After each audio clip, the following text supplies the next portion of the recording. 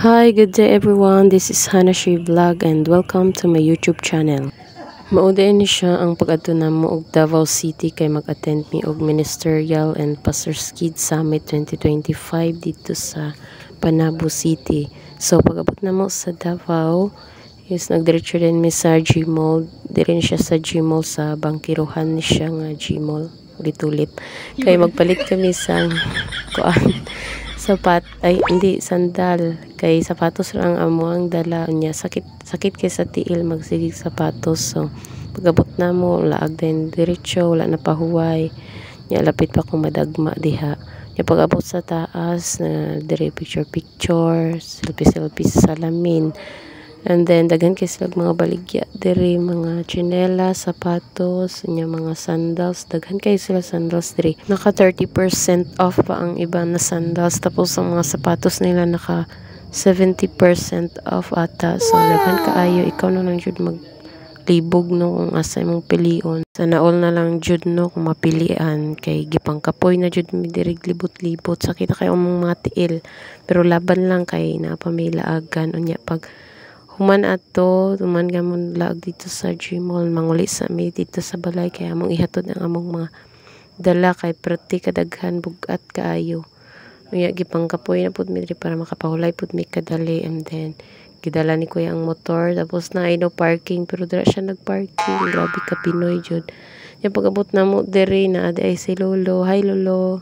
So mauto na pahulay ra mi kadali unya namunas kay lagkit na kayo mga person. Hindi makitaan ang dagat. Tulong. Wow!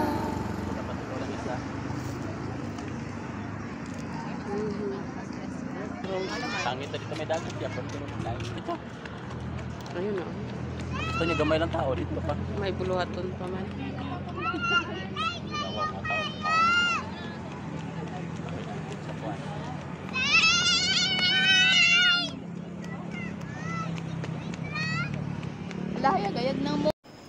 Pagkahuman naglagaw rin kami sa Davao Coastal Road tapos nindot kay dire grabe ka relaxing daghan kay tao tapos nice ang view galing hindi kay makita ang dagat kay ngit-ngit pa wala pa nagawas ang moon pero mga tung pagka alas 12 nagawas ang moon tapos nindot kaayo siya grabe ka relaxing presko kaayo grabe ka hangin nya daghan kay tao mga 11 biskan alas 12 na astang daghan sa tao tapos wala kami nagdugay dito mga 1 hour kami nagtambay tapos naguli din mi kay na may buluhaton tapos mauna di ay ning first day sa Pastors Kid dito ni siya ang venue namo sa mga Pastors Kid is sa Panabo Mega Church tapos ang mga pastors dito sa Panabo Gym. Tapos mauna ni ang first day bago nagsugod ang lecture nag icebreaker sa nag fun time tapos nag parlor games tapos mauna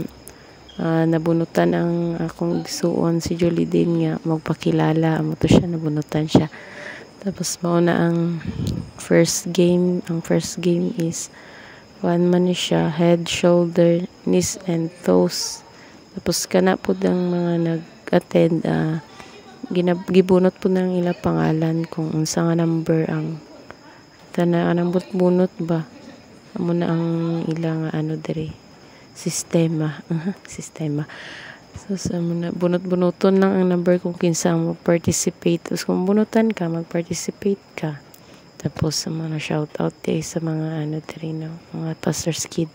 So mo na dai nang mga nadaog na sila yung nadawat nga sana bagbag tapos na yung mga pagkaon sa sulod.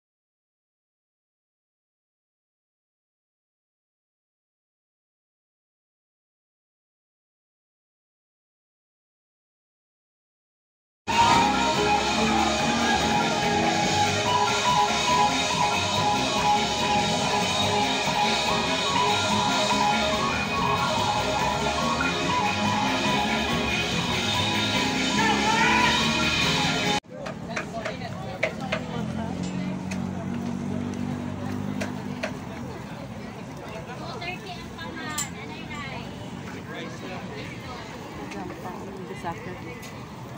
Parang ito pag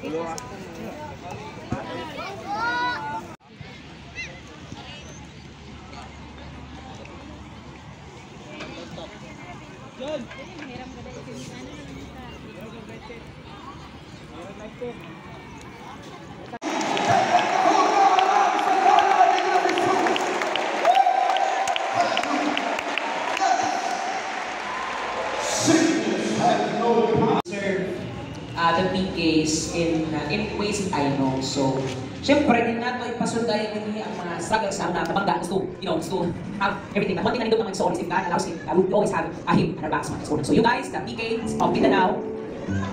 Okay, Brother Rafa. Sige lang. Alright, thank you. Chato Boys, bring me Beta na daw. a 25 centavo coin.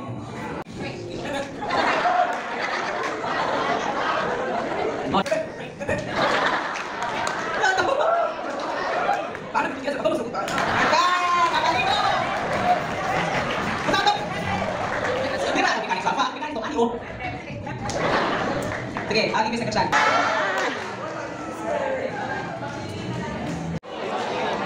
Habang ang mga person. Bye-bye. Yan nagtaon. Ha? Nagtaon.